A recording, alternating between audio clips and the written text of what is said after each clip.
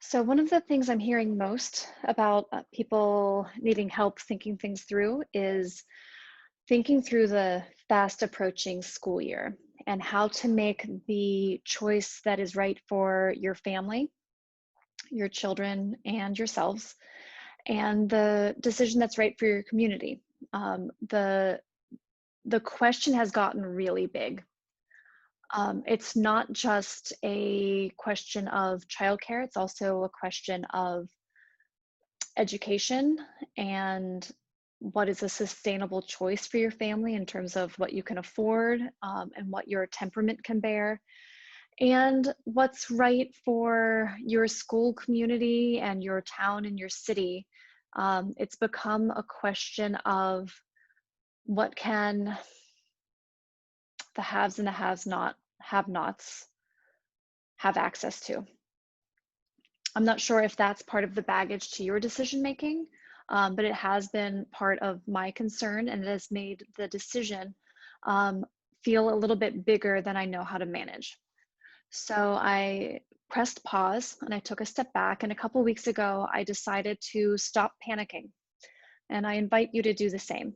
I'm going to walk you through an exercise that I developed that once I decided to stop panicking and I thought this through in a logical, values driven way, I came to see that this decision is not bigger than me. It's not bigger than you. And we just need to be clear headed about it. So, a little tiny bit about my background. I came up through corporate advertising on the creative side. I'm a creative director and a writer by trade. And we would help our clients think through the hard stuff the way consultants do. And we would help them make sure that they knew what they stood for and how to present themselves to the world, both in marketing and also in training, in reality, how they rolled things out um, in a way that was in line with their values. So we are going to take that type of thinking and build a structure, build a scaffold around decision making for your family. The example that I'm going to walk you through is how we as a family decided what to do with our kids regarding childcare and schooling for the year ahead. Okay, let's take a look. I'm going to share screen.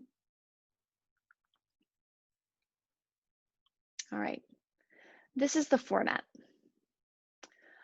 First, I hope everyone believes that when there's no easy answer, there is no perfect answer. We are not going to get this right because there is no right. And at the same time, there is no wrong answer. So I hope that lets you take some of the pressure off. Also, I want you to make the following commitment that you trust yourself. You trust yourself to make the best decision for your family with the information you have. When circumstances change, which they will, this seems to change day by day and week by week. When circumstances change, so can your choices.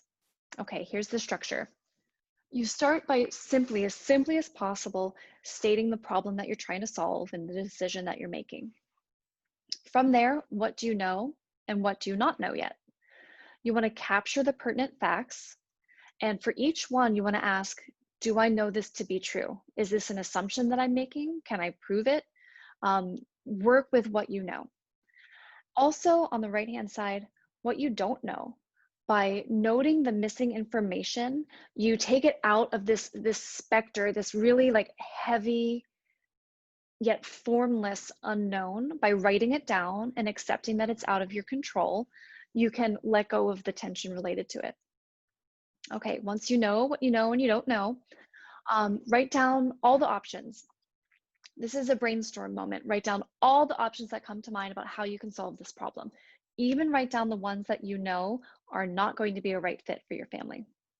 And the reason you want to do that is you want to get them out of the way. If they stay up here, if they stay in here, I need to go pick up my kids in a moment. Snooze. If they stay in here, they're going to be cluttering your thought process. So get them down. Now, this is why I think pro and con lists don't work. They're not sophisticated enough. Life is nuance. It is not black and white. You're not just relating, do I want to do this or do I want to do that? Do I want to go here or do I want to go there? These are complex decisions, and the only way that we can make sense of them is to filter them through our values and temperament. That's what makes you, you. So by values, this is what is truly and deeply important to you and your family. Things like, I'm not going to go into too many examples here because I'll walk you through my own example in a moment.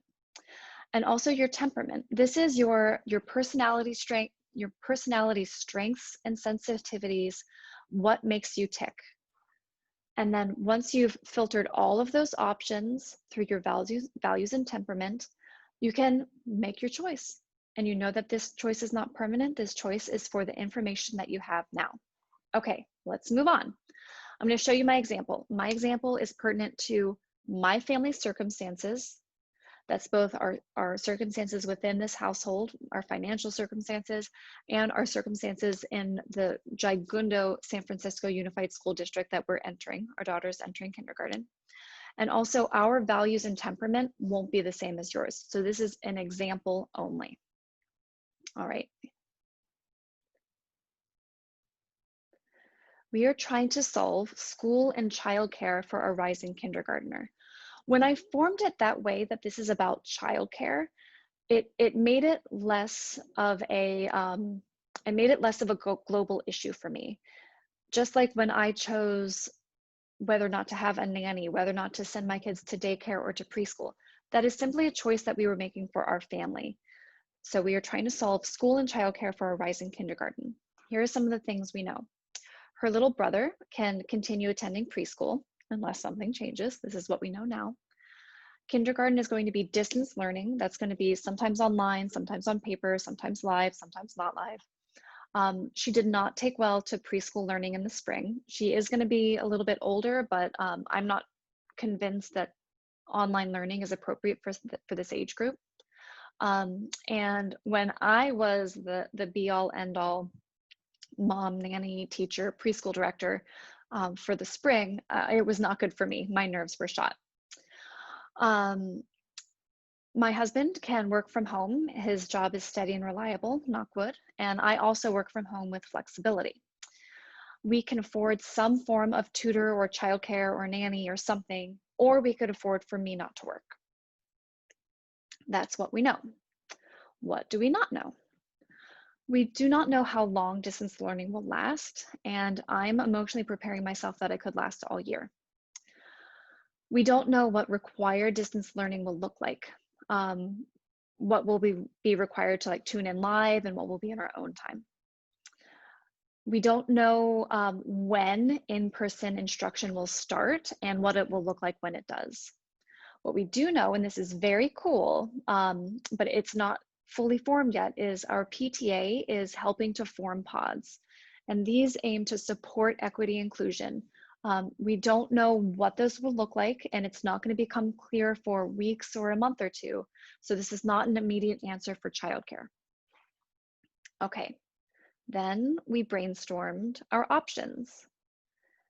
I'm kind of a pen and paper type of person, so if I weren't sharing this with you, I would have written it out myself and then had my pen ready to scratch things out. Write down all of your options that you can think of. I could stop working, pause my business to be home with a kindergartner. Question about what happens to the preschooler. Does he stay home with us? Does he go to preschool? Would that be weird? Could we handle that that's weird? Would we lose his spot at preschool? So questions with that one. What if my mom were to move out here? Her whole career was in childhood education. So do we want to bring her out here? Do we want to move the family back there, cross country, the risks associated with what that move would entail?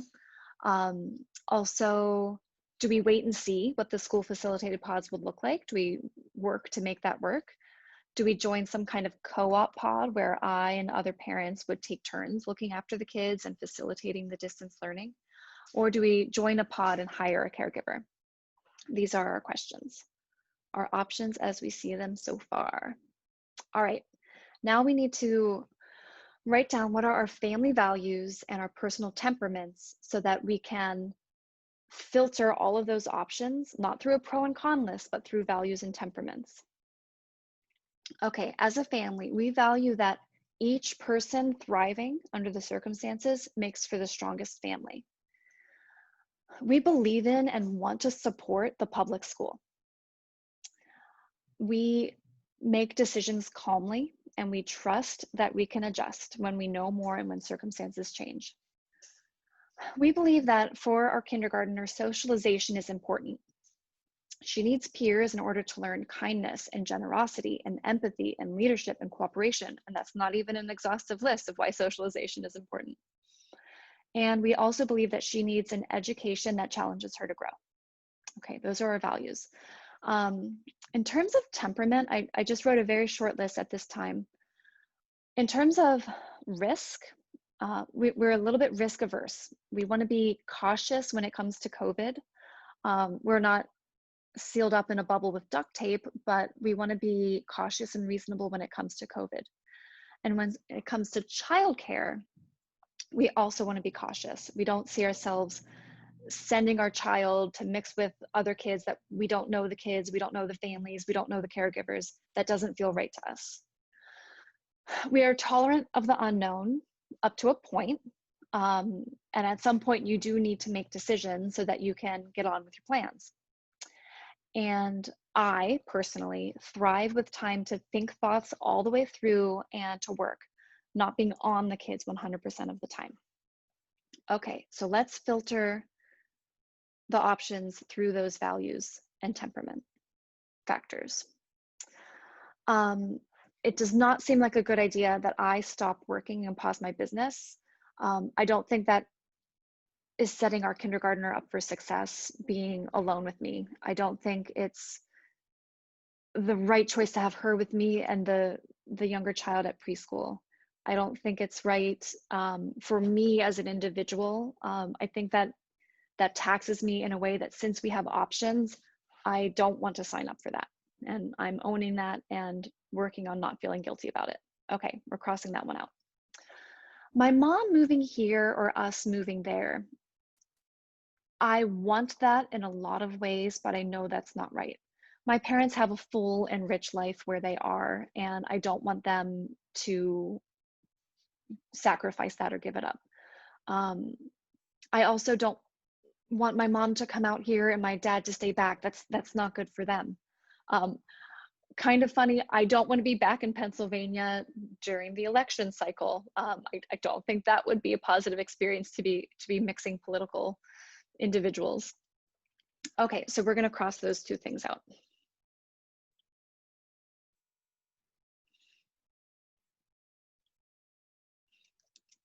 Oopsie. Okay. We could wait and see what the school facilitated pods look like and make it work, but I know that's not going to be an immediate solution to my childcare issues. So that is staying on board, but I'm a little concerned about it. Joining a co-op sort of pod, not right now. I don't have the bandwidth to figure that out. I don't have the community of people who have that kind of job flexibility or who are stay at home that could do that with me. I've gone through my kiddo Rolodex and that's just not available.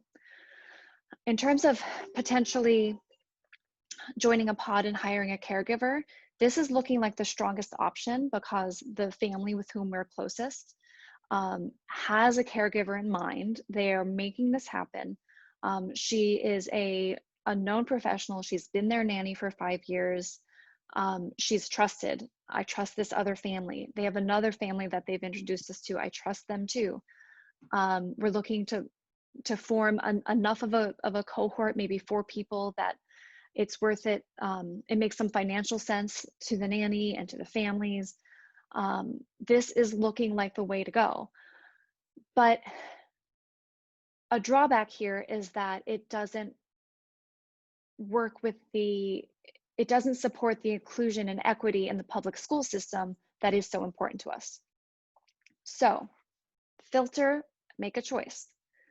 What's right for our family right now, because this is a right now decision for the information we have now, is to join this pod with our friends and their nanny and to work to build the PTA pod to its fullest potential, which may or may not end up looking like childcare down the road. We're talking about 5th and 6th graders. We do need childcare, whether it's me or another caregiver or a co-op pod. So working to build that up while taking care of our childcare needs at this time. And that is how we use this tool to make the right decision for our family. I hope this is helpful, and I'm going to link it in bio. I'll put a link up there so you can download this for yourself. Okay, thank you for listening. I hope this was helpful.